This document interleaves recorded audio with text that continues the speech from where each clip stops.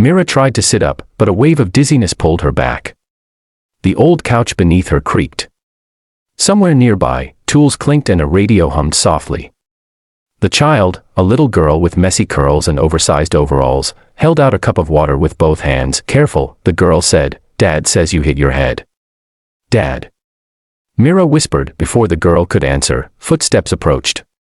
A tall man with grease on his shirt, worry in his eyes, and a softness she had never seen in the boardroom stood in the doorway. "You're awake," he said, almost relieved. "I found you near the alley behind the hotel." "You were alone?" Mira blinked, confused. Why didn't you just call an ambulance?" He scratched his neck. "You whispered, 'Please don't take me back,' like you were terrified." "I didn't know what back meant, but I didn't want to leave you there." Her heart tightened. She remembered flashes, voices at the party, arguments, a betrayal she had been trying to outrun for months.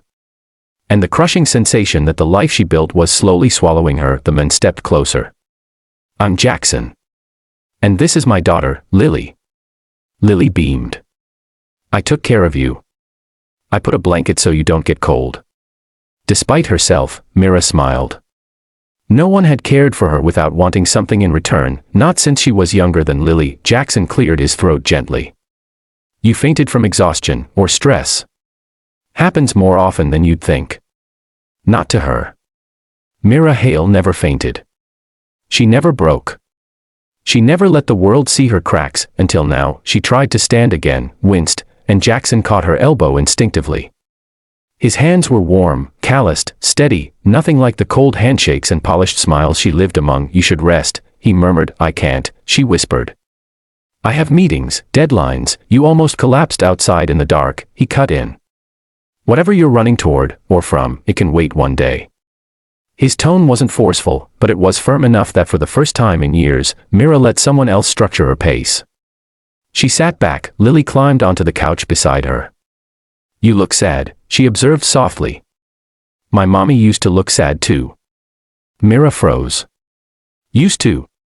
Lily nodded. "She's in heaven. Daddy says she watches us." Jackson looked away, his jaw tightening with the memory. That's when Mira understood, this wasn't a man trying to be a hero. This was a man who had already lost something irreplaceable. The room felt smaller. Safer. Real. Myra's voice cracked. "I don't know why I fainted. I didn't want to be there anymore." "You don't have to tell me," Jackson said. "But you can stay until morning." Mira nodded slowly. For the first time, she let herself breathe, and in that dim garage, sitting beside a grieving child and a quiet, gentle mechanic, the Millionaire CEO realized something startling. She didn't want to leave. Morning sunlight crept through gaps in the garage door. Mira woke to the sound of laughter, real, unfiltered laughter. Lily sat at a table with her crayons, while Jackson flipped pancakes on a tiny stovetop. For a moment, Mira just watched. A normal morning. A simple life, something she had never tasted. "You're finally up," Jackson said with a smile that made Mira's heartbeat hitch. "Hope you eat pancakes." Lily said they'll help you not faint again. "They're magic," Lily added seriously. Mira laughed, soft, surprised. "Then I definitely need them." They talked over breakfast. Mira avoided details about her career. Jackson didn't pry. He didn't care who she was, he just cared that she ate, rested, breathed. But the fragile peace shattered when her phone buzzed violently on the counter. More calls, more emails, more demands. Her assistant, the board, the investors. A storm she had escaped for only a night. "You're important," Lily whispered. "But you look scared of your phone." "It's complicated," Mira admitted. Jackson leaned against the counter. "You don't owe them your life." But she did, or at least that's what she had been taught. She picked up the phone. Her reflection stared back, cold, polished, tired. "Mira Hale," her assistant's voice burst through. "The press is circling.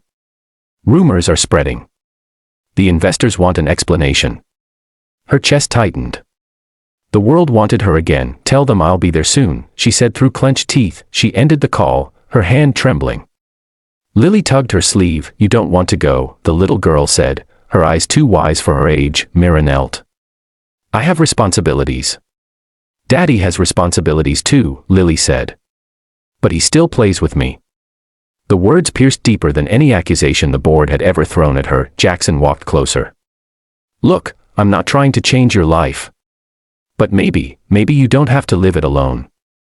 Her breath caught, then came the knocked out. A black car pulled up outside the garage.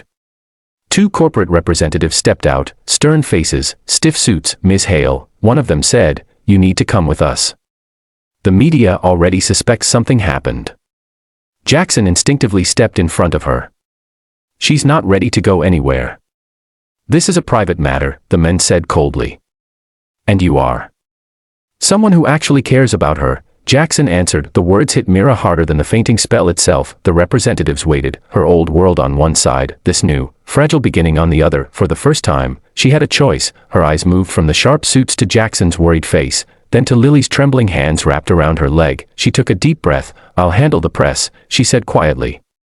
But I'm coming back. Jackson blinked.